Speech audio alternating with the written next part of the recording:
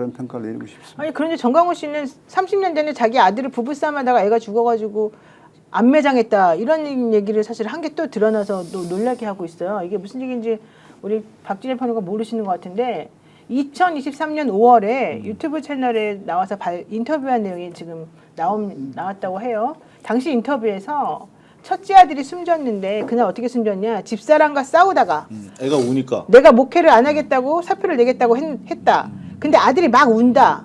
그러니까 사표를 내려 나가려고 하니까 집사람이 아들 아프지 말라고 기도해주고 나가세요. 이랬다는 거예요. 그런데 근데 자기가 하늘에다가 얘를 거둬달라고 기도를 했다는 거야. 그러니까 사실 폭력 과정, 그 부부싸움 과정에서 아이한테 폭행이 있었던 것으로 보여요. 그리고 실제로 그게 아이가 병원에 갔을 때 이미 죽은 상태였는데 당연히 그 경우에 이제 경찰이 와야 되는 상황이죠. 근데 경찰이 왔는데 하필이면 자기네 그 신도가 경찰이었대.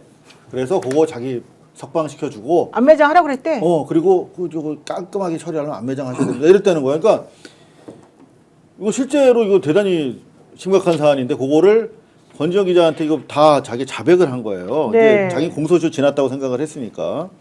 근데 이게 자기가 자백한 사안이기 때문에 실제로 아이가 죽은 것도 팩트야.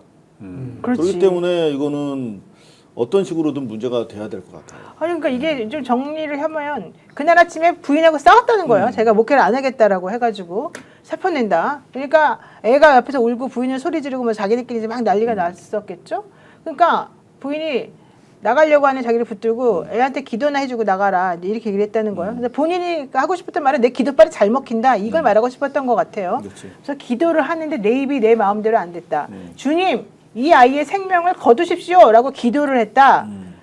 그러고 난 다음에 자기는 나갔는데 아내가 아들을 병원에 데리고 가는 도중에 애가 죽었더라. 지금 이 얘기예요. 그래서 애가 기도하기 전까지는 울기만 했지 괜찮았는데 집사람이 업고 가는 사이에 죽은 것이다. 그래서 병원에서 이제 아기가 죽었으니까 경찰에 신고를 했다는 거고, 그래서 경찰 조사를 자기가 받았는데 어쨌든 뭐 살해는 아니지 않느냐 이러면서 교회 안수 집사가 경찰이어서 도와줬다.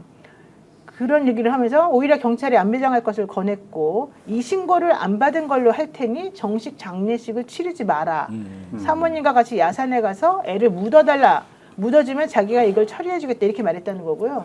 그래서 그 경찰, 집사인 그 경찰은 너무 천사 같았다. 그래서 시체를 처리했다. 이미 이 사건은 공소시효가 30년이나 지나서 끝난 사건이다.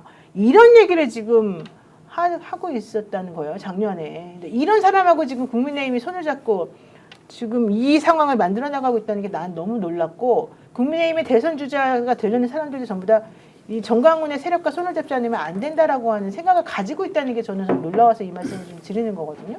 그러니까 정치인들이 경선 과정에 종교의 힘, 물 이제 인정하고 거기에 끌려가다 보면 이런 현상이 좀 나타날 수 있죠.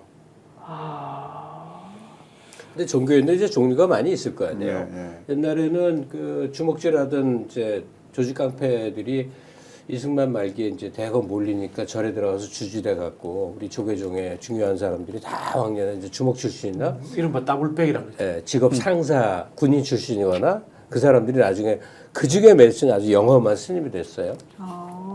근데 기독교도 이제 교세가 확 커지니까 그 복음주의 목사도 있지만 전형적으로 전광훈 씨 같은 경우는 고등학교 때 무슨 공전 다니면서 주먹 쓰다가 우연한 게 내가 말을 하면 잘 통한다 그러니까 그 영업으로 이제 여러 가지 영업을 그 최태 누구지 그 박근혜 최태민이 딱 그랬잖아요. 원래 점쟁이였잖아. 네. 근데 목사업이 돈이 더 되니까 목사로 어느 날 갑자기 목사가 되잖아요.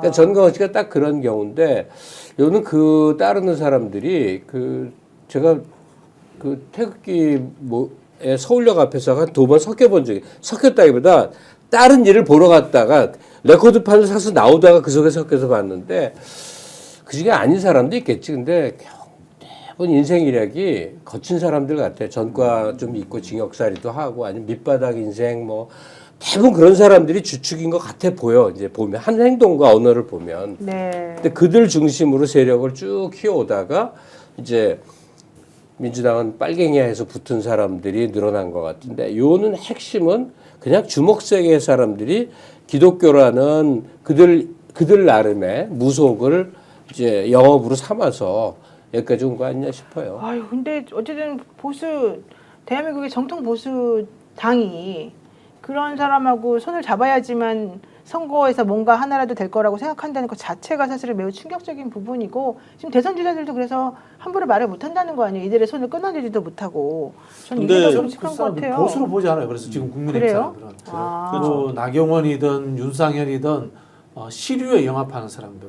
예를 뭐 군사 독재 정권이면 독재자의 딸과 결혼하고, 그다음 뭐 재벌 잘 나가면 재벌 딸과 결혼도 하고.